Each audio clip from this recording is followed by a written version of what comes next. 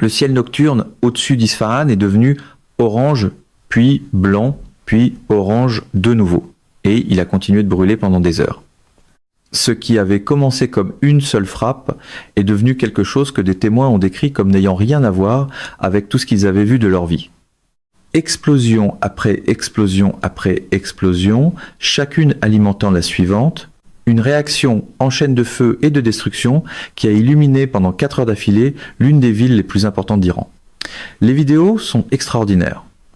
D'immenses boules de feu s'élevant à des centaines de pieds dans les airs, d'épaisses colonnes de fumée visibles à des kilomètres dans toutes les directions. Le sol lui-même tremblait sous la force des munitions stockées qui détonaient en succession rapide, l'une après l'autre, comme un battement de tambour de dévastation qui ne voulait tout simplement pas s'arrêter. Voici l'histoire de la réaction en chaîne d'Isfahan. La nuit où les États-Unis ont largué des bombes anti-bunker de 2000 livres sur un immense dépôt iranien de munitions et déclenché l'un des événements militaires les plus spectaculaires et les plus saisissants visuellement de toute la guerre Iran 2026.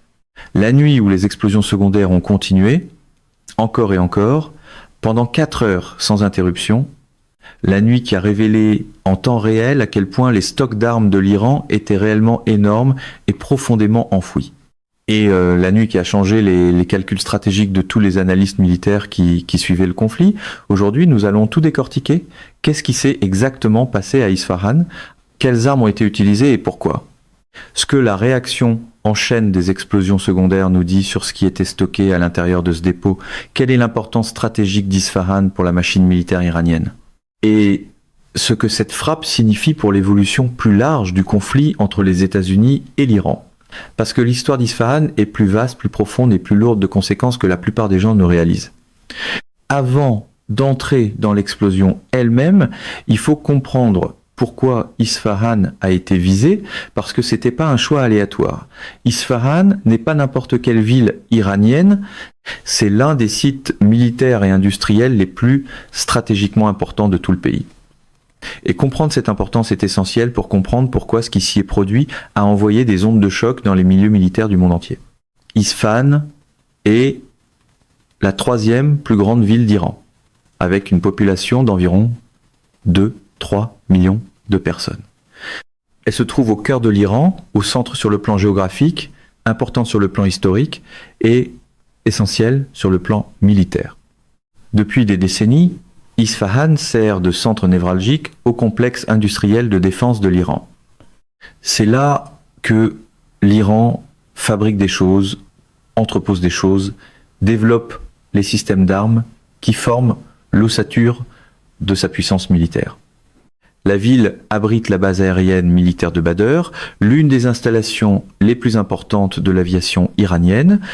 Elle comprend des installations aérospatiales où l'Iran a travaillé sur la technologie des missiles balistiques. Elle contient des centres de recherche nucléaire qui sont au cœur des inquiétudes internationales depuis des années. Et profondément sous son paysage désertique, l'Iran a creusé ce que des analystes du renseignement ont décrit comme un vaste réseau d'installations souterraines, des tunnels renforcés, des bunkers durcis et des chambres de stockage conçues pour survivre à des frappes aériennes conventionnelles et garder l'arsenal iranien à l'abri d'une attaque ennemie. Ce réseau souterrain a été décrit de diverses façons comme une ville souterraine de missiles, un terme qui résume à la fois l'ampleur et la fonction stratégique de ce que l'Iran a construit sous la surface d'Isfahan. Missiles balistiques, roquettes, obus d'artillerie, explosifs, carburant, composants de missiles, tout cela stocké dans des chambres souterraines durcies, protégées par du béton armé, conçu pour être invisible depuis les airs et imperméable aux bombes conventionnelles. Et ce dernier point, imperméable aux bombes conventionnelles, explique précisément pourquoi ce qui s'est passé dans la nuit du 30 au 30 et 1 mars 2026 a eu une telle importance. Parce que ce que les États-Unis ont utilisé contre Isfahan n'avait rien de conventionnel, selon aucune définition ordinaire du mot.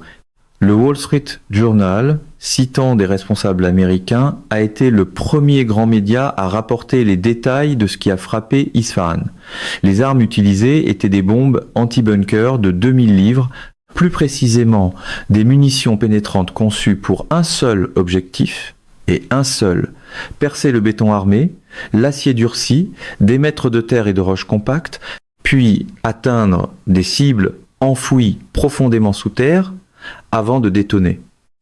Ce sont parmi les armes conventionnelles les plus puissantes de l'arsenal américain. La bombe anti-bunker de 2000 livres, dont les variantes incluent la GBU 3.1 et des modèles pénétrants comparables, représente une prouesse d'ingénierie dans la destruction contrôlée. L'enveloppe de la bombe est faite d'acier durci assez épais pour survivre à la traversée de plusieurs mètres de béton armé sans se disloquer. Le pénétrateur est conçu pour utiliser l'énergie cinétique et l'élan afin de s'enfoncer profondément dans une cible avant que la fusée retardée n'actionne la charge. Le résultat est une explosion qui se produit à l'intérieur d'une structure plutôt qu'à sa surface, maximisant la force destructrice contre des installations souterraines que des explosions en surface ne peuvent tout simplement pas atteindre. Et ce n'est pas une ou deux de ces bombes qui ont frappé Isfahan.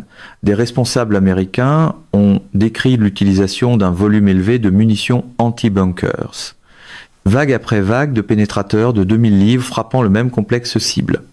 Il s'agissait d'une frappe délibérée, soutenue, menée à intensité maximale, conçue pour atteindre un seul objectif, la pénétration totale et la destruction de tout ce qui était entreposé sous la surface d'Isfahan. Le choix des armes nous dit tout sur ce que les renseignements américains pensaient y trouver. On ne déploie pas un grand nombre de bombes anti-bunker de 2000 livres contre une cible molle. On les déploie quand on sait ou quand on croit fortement que ce qu'on cherche à détruire est durci, renforcé, profondément enfoui et suffisamment important pour justifier chaque bombe nécessaire pour l'atteindre. Maintenant, parlons de ce qui s'est réellement passé quand ces bombes anti-bunkers ont atteint leur cible. Parce que les événements qui ont suivi la frappe initiale sont ce qui a transformé cette opération militaire importante en événement historique. Les explosions initiales causées par les bombes anti-bunkers elles-mêmes ont été énormes. Des témoins à Isfahan et dans les zones environnantes ont rapporté avoir entendu et ressenti une série de détonations massives qui ont fait vibrer des bâtiments et trembler des fenêtres sur un vaste périmètre. Des vidéos apparues sur les réseaux sociaux et que le président Trump lui-même a partagées sur Truth Social sans légende montraient ce que des analystes ont décrit comme une explosion en forme de champignon, s'élevant au-dessus d'un site militaire à Isfahan, précédé d'un éclair initial extrêmement lumineux, mais ensuite quelque chose s'est produit que personne, à l'extérieur des planificateurs de la frappe, n'avait pleinement anticipé en termes d'ampleur visuelle. Les explosions secondaires ont commencé. Quand des bombes anti-bunker pénètrent dans un dépôt de munitions et explosent à l'intérieur, elles ne détruisent pas seulement ce qu'elles touchent directement, elles déclenchent une réaction en chaîne. La chaleur, la pression et la force du souffle de l'explosion initiale enflammant tout ce qui se trouve à proximité. Autres munitions, carburant, propergol, moteur fusée, composés explosifs. Ces détonations secondaires en allumant ensuite d'autres, ce qui en allume encore d'autres, puis encore d'autres, dans un dépôt contenant d'immenses stocks de missiles, de roquettes, d'obus d'artillerie et d'explosifs, cette réaction en chaîne ne s'arrête pas rapidement. Elle s'auto-alimente, consumant tout sur son passage jusqu'à ce qu'il ne reste plus rien à brûler. 4 heures d'explosion secondaire continue, 4 heures pendant lesquelles le ciel nocturne au-dessus d'Isfahan a été illuminé par des boules de feu successives. Les images, décrites par plusieurs médias et analystes qui les ont visionnées, montraient des boules de feu, d'épaisses colonnes de fumée, des débris projetés dans les airs, et le ciel nocturne s'illuminant de teintes orange et blanches au-dessus du paysage sombre. Plusieurs explosions distinctes, chacune énorme à sa manière, chacune déclenchant la suivante en succession rapide. Défense Blog, l'un des médias spécialisés en analyse militaire qui a couvert la frappe, a noté que le schéma de multiples explosions secondaires correspondait à la détonation de munitions après une frappe initiale, la signature d'un impact sur une grande installation de stockage d'armes. Quand on voit ce type de schéma, les analystes savent qu'ils ont affaire à un important stock d'armes. Une vérification indépendante des frappes est venue de l'AFP, de NBC News et d'autres médias internationaux, qui ont confirmé au moins 2 explosions majeures et des colonnes de fumée visibles à grande distance. La décision de Trump de publier les vidéos sur Truth Social sans commentaire, en laissant les images parler d'elles-mêmes, relevait d'une stratégie de communication délibérée. La boule de feu, le nuage en forme de champignon, la chaîne d'explosion illuminant la nuit iranienne. Le message était clair sans un seul mot. Voilà ce dont nous sommes capables. Voilà ce qui arrive lorsque nous décidons de frapper. C'est ici que l'histoire devient encore plus importante. Parce que la nature, la durée et l'ampleur des explosions secondaires à Isfahan ne sont pas seulement des images spectaculaires, ce sont des données de renseignement. Elles disent quelque chose d'important aux analystes et aux planificateurs militaires des deux côtés. Une seule grande explosion secondaire après une frappe sur des munitions peut indiquer un stock de taille modérée. Plusieurs explosions secondaires sur quelques minutes indiquent un stock substantiel. 4 heures d'explosion continue, en réaction, en chaîne, indiquent quelque chose d'extraordinaire. Cela indique un stock d'armes si vaste, si densément entreposé et si interconnecté dans son réseau souterrain que, même après que les premières bombes anti-bunkers eurent fait leur travail, les matériaux ont continué à chauffer, à détonner et à réchauffer pendant la majeure partie d'une journée de travail. Des rapports indiquaient que l'installation stockait des missiles, des roquettes, des obus d'artillerie, des explosifs et possiblement des installations souterraines liées à des stocks d'uranium enrichi. Même si les éléments disponibles pointaient de façon constante vers un dépôt de munitions conventionnelles plutôt que vers une installation nucléaire en tant que telle, la base aérienne de Badr à proximité, les installations de développement aérospatial dans la région et les divers complexes industriels de défense autour d'Isfahan avaient fait de la ville un nœud central du réseau iranien de production et de stockage d'armes. L'ampleur de ce qui était stocké, révélée par la réaction en chaîne de 4 heures, a immédiatement soulevé des questions dans les communautés du renseignement partout dans le monde. Combien de ce matériel était destiné à un usage immédiat ? Combien était réservé aux forces mandataires de l'Iran, au Hezbollah au Liban, à des groupes en Irak et en Syrie, aux Houthis au Yémen ? Quelle part de la capacité iranienne de missiles balistiques de réserve était concentrée dans cette seule installation ? Et si autant de matériel était stocké à Isfahan, qu'est-ce qui pourrait encore être entreposé sur d'autres sites qui n'ont pas encore été frappés ? Et ce sont les questions auxquelles les analystes militaires tentent maintenant de répondre. Et les réponses comptent énormément pour comprendre à la fois l'état actuel du conflit et la direction qu'il pourrait prendre ensuite. La question nucléaire. Et pourquoi il importe que ce n'en était pas une ? L'une des questions les plus importantes soulevées dans les heures qui ont suivi la frappe sur Isfahan était de savoir si les explosions avaient un lien quelconque avec des matières nucléaires. La question n'était pas déraisonnable. Isfahan se trouve près de sites de recherche liés au nucléaire et l'ampleur ainsi que l'apparence visuelle de l'explosion initiale ont amené certains observateurs à se demander si ce qu'ils voyaient relevait d'une frappe conventionnelle ou de quelque chose de plus. La réponse, d'après l'ensemble des éléments disponibles provenant de responsables américains, de médias internationaux et d'analystes militaires en source ouverte, est claire. Il s'agissait d'une frappe conventionnelle. L'immense boule de feu et les explosions secondaires ont résulté de la détonation de munitions conventionnelles. Et cette distinction compte énormément. Une explosion conventionnelle dans un dépôt de munitions, aussi grande et spectaculaire soit-elle, demeure un événement militaire aux conséquences militaires. Une détonation nucléaire ou une explosion libérant des matières radioactives à partir d'une installation nucléaire serait une catastrophe d'un ordre de grandeur totalement différent. Le fait qu'il s'agisse ici d'une frappe conventionnelle est, dans le contexte de ce conflit, une information importante sur la façon dont les lignes de cette guerre sont actuellement tracées. Mais la présence d'infrastructures liées au nucléaire dans la région d'Isfahan continue de soulever des questions qui ne disparaissent pas. La région abrite des centres de recherche nucléaire. Le programme nucléaire iranien a des racines profondes dans ce secteur. Et les débats juridiques et stratégiques sur ce qui peut et ne peut pas être ciblé dans ce conflit, des débats qui se sont intensifiés depuis les premières frappes américano-israéliennes contre des sites iraniens en février 2026, continuent de compter.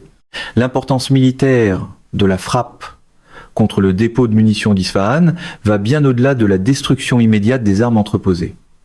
Pour comprendre pourquoi, il faut réfléchir au rôle d'un dépôt de munitions dans un système militaire et à ce que sa perte signifie pour le pays qui l'a construit. Un dépôt de munitions n'est pas seulement un endroit où l'on stocke des armes, c'est un nœud logistique. C'est la chaîne d'approvisionnement. C'est la réserve qui permet aux forces en première ligne de continuer à se battre lorsque leurs approvisionnements immédiats s'épuisent. C'est la source de réapprovisionnement des forces mandataires opérant dans d'autres pays. Et c'est un signal envoyé aux alliés, aux ennemis et au monde sur les capacités militaires et le niveau de préparation militaire. L'Iran avait manifestement investi d'énormes ressources dans les installations souterraines d'Isfahan. L'ampleur de ce qui était stocké, révélée par 4 heures d'explosion secondaire, laisse penser à des années d'accumulation. Missiles, roquettes, obus d'artillerie, rien de cela n'est fabriqué du jour au lendemain. Cela représente la capacité industrielle de l'Iran transformée en puissance militaire stockée. Et en une seule nuit, avec un volume élevé de bombes anti-bunker de 2000 livres, les États-Unis ont détruit cet atout. La profondeur des installations souterraines compte aussi. L'Iran a construit ces bunkers précisément parce qu'il s'attendait à subir des attaques aériennes. Il a passé des années et dépensé des milliards de dollars à durcir, approfondir et renforcer ces chambres souterraines, précisément pour les rendre survivables. Le fait que des munitions pénétrantes de 2000 livres aient réussi à atteindre et à détruire ces installations constitue une victoire importante du point de vue du renseignement et du point de vue militaire pour le camp américain et un choc important pour les planificateurs iraniens. Que fait maintenant l'Iran ? Il ne peut pas reconstruire ce dépôt du jour au lendemain. La réaction en chaîne qui a brûlé pendant 4 heures n'a pas laissé grand-chose à reconstruire. Remplacer le stock détruit, même si l'Iran avait la capacité industrielle de le faire immédiatement, ce qui est désormais compromis par la guerre plus large, prendrait des années. Et au milieu d'un conflit actif, on n'a pas des années. On a ce qui reste, là où ça se trouve. S'il reste encore quelque chose. Les images de l'explosion d'Isfahan se sont propagées instantanément sur les réseaux sociaux, dans les réseaux d'information et dans les salles de briefing gouvernementales partout dans le monde. Et les réactions ont varié de façon spectaculaire selon qui regardait et ce que chacun y voyait. À Washington, les images ont été traitées comme une confirmation de l'efficacité de la campagne de frappe. Des responsables militaires ont cité les explosions secondaires comme preuve d'un impact direct sur une grande installation d'armes, exactement ce pourquoi les bombes anti-bunker avaient été conçues. La décision de Trump de partager les images sur Truth Social était un choix délibéré visant à laisser la puissance visuelle de la frappe parler d'elle-même, à montrer la force américaine de la manière la plus viscérale et la plus immédiate possible. À Téhéran, la réponse a été la défiance. Les médias d'État iraniens ont décrit l'incident comme des attaques contre des cibles militaires non précisées, en fournissant peu de détails et aucun bilan des victimes. Le gouvernement iranien a maintenu sa posture de résistance, comme il l'a fait tout au long du conflit. Mais derrière les déclarations officielles, les planificateurs militaires et les stratèges au sein du leadership iranien absorbaient les implications de ce qui venait de se produire et ce que cela signifiait pour les capacités militaires restantes de l'Iran. Dans les capitales du monde entier, à Pékin, à Moscou, dans les capitales européennes, dans les États du Golfe, les images d'Isfahan ont été regardées avec un mélange de choc et de calcul. Tous les gouvernements qui regardaient la vidéo faisaient le même exercice mental. Si voilà ce que les États-Unis peuvent faire à une installation souterraine durcie avec des armes conventionnelles, qu'est-ce que cela signifie pour l'avenir des infrastructures militaires souterraines comme stratégie défensive ? La réponse à cette question a des implications qui vont bien au-delà de l'Iran et bien au-delà de ce conflit. Et parmi les analystes militaires et les experts en défense à l'échelle mondiale, la frappe sur Isfahan est immédiatement devenue une étude de cas. L'efficacité des munitions anti-bunker contre des cibles souterraines durcies. Le renseignement nécessaire pour localiser et frapper avec précision un dépôt de munitions enfoui. L'effet destructeur en cascade provoqué par des explosions secondaires en réaction en chaîne. Toutes les armées qui exploitent des installations souterraines, et cela inclut plusieurs des grandes puissances mondiales, y prêtent attention. Le dépôt de munitions d'Isfahan a disparu, la réaction en chaîne de 4 heures l'a consumé, mais la réaction en chaîne qui a commencé cette nuit-là n'est pas terminée parce que ses conséquences vont bien au-delà du site physique de l'explosion. Chaque arme qui était stockée dans ce dépôt et détruite dans la réaction en chaîne est une arme qui ne peut plus être utilisée, ne peut plus être tirée contre une base militaire américaine, ne peut plus être transférée à une force mandataire, ne peut plus être lancée contre une ville israélienne. La destruction d'un grand dépôt de munitions représente, en termes stratégiques, la destruction d'options militaires futures. Et cela a des conséquences sur la façon dont l'Iran calcule ses prochains mouvements dans ce conflit. La frappe soulève aussi la question des autres installations qui restent. Les États-Unis disposaient clairement de renseignements détaillés sur le dépôt d'Isfahan, des renseignements suffisamment précis pour permettre une frappe anti-bunker de grande ampleur, hautement ciblée. Si cette capacité de renseignement existe pour Isfahan, elle existe probablement pour d'autres endroits. Chaque commandant militaire iranien responsable d'une installation souterraine se pose maintenant la même question. Suis-je le prochain ? Et à quelle profondeur faudrait-il aller pour être réellement en sécurité ? Le moment choisi pour la frappe compte lui aussi. Elle s'est produite dans le contexte plus large des négociations de cessez-le-feu, à un moment où la guerre connaissait une pause nominale, mais où les deux camps se positionnaient pour la suite. Le message envoyé par la destruction d'un grand dépôt de munitions pendant une période de cessez-le-feu est clair. Les États-Unis conservent la volonté et la capacité de frapper des cibles importantes quand ils le veulent. Ce message fait partie du levier de négociation. C'est une démonstration. Et pour le reste du monde qui observe le conflit, la réaction en chaîne d'Isfahan rappelle quelque chose qu'il est facile d'oublier dans le bruit quotidien des déclarations diplomatiques et des négociations de cessez-le-feu. C'est une guerre, une vraie guerre avec de vraies armes, de vraies destructions, de vraies conséquences. Et la nuit où le ciel au-dessus d'Isfahan est devenu orange et est resté orange pendant 4 heures rappelle que l'écart entre le langage de la diplomatie et la réalité de la force militaire n'est jamais très grand. Ce qui s'est produit à Isfahan, dans la nuit du 30 au 30, et un mars 2026 était plus qu'une frappe militaire. C'était une déclaration, une démonstration, une réaction en chaîne à plus d'un titre. La réaction en chaîne physique, 4 heures d'explosion secondaire consumant profondément sous terre les munitions iraniennes stockées, a révélé l'ampleur de ce que l'Iran avait construit sous la ville et l'ampleur de ce qui a été détruit en une seule nuit. Elle a révélé la capacité des munitions anti-bunkers américaines à atteindre des cibles conçues pour être inaccessibles. Et elle a envoyé un signal à l'Iran, à ses forces mandataires, à ses alliés et au monde entier sur l'équation militaire de ce conflit. La réaction en chaîne stratégique, les conséquences qui se propagent à partir de cette frappe dans tout l'arc de la guerre, continuent de se développer. Les options militaires de l'Iran sont plus limitées. Les chaînes d'approvisionnement de ses forces mandataires sont perturbées. Sa doctrine de forteresse souterraine a été mise à l'épreuve et s'est révélée vulnérable. Et la pression sur le leadership iranien pour parvenir à un règlement négocié, plutôt que d'absorber d'autres frappes de cette ampleur, s'est intensifiée. Les images de cette nuit, les boules de feu, le nuage en forme de champignon, la chaîne continue d'explosions illuminant le ciel perse sombre, sont déjà étudiées dans des académies militaires, des services de renseignement et des bureaux de planification stratégique partout dans le monde. Elles seront analysées pendant des années. Elles seront citées dans des débats sur l'avenir des infrastructures militaires souterraines, sur l'évolution de la technologie anti-bunker et sur la conduite de la guerre moderne à une époque où chaque explosion est filmée et partagée avec le monde entier en quelques minutes.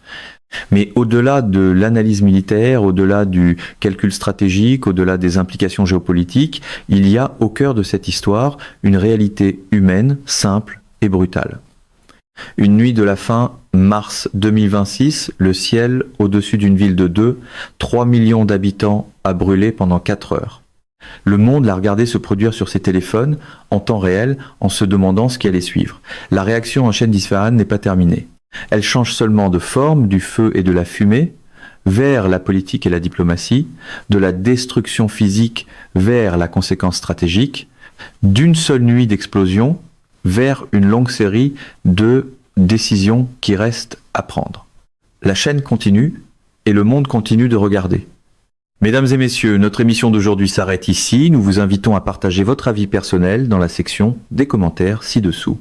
Perspective politique vous salue et vous donne rendez-vous très bientôt.